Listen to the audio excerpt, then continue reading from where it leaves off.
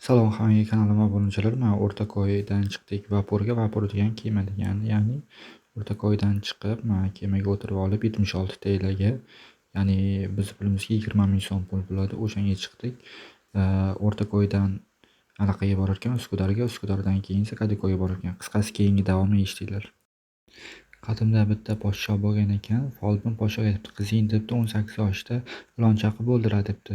Va ilon chaqib o'ldira degandan keyin podsho bu yerda bitta qisqalasini quribdi. U qal'a qurgandan keyin qizini joylashtiribdi. Qizini joylashtirgandan keyin 18 yoshgacha o'sha qal'ada yashabdi, ilondan himoya qilish uchun.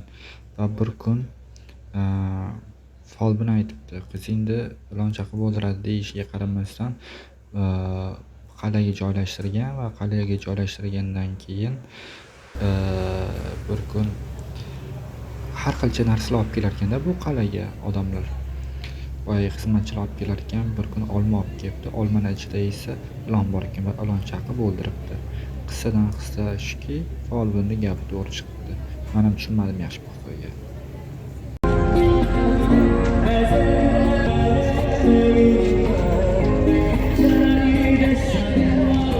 Kadukoy.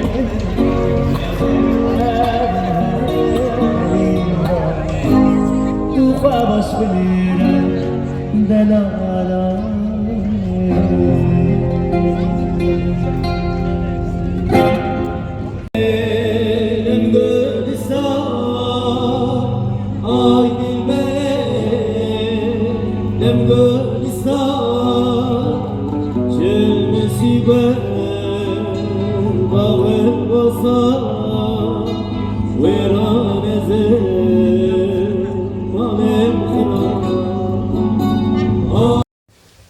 Salom,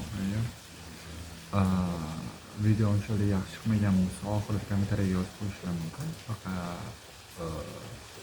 birinchi marta bunaqa video tayyorlashni, mana bunaqa montaj ustasida yoki bir narsani bilmayman yaxshi. O'shanga qarab joyladim. Rahmat hammaga.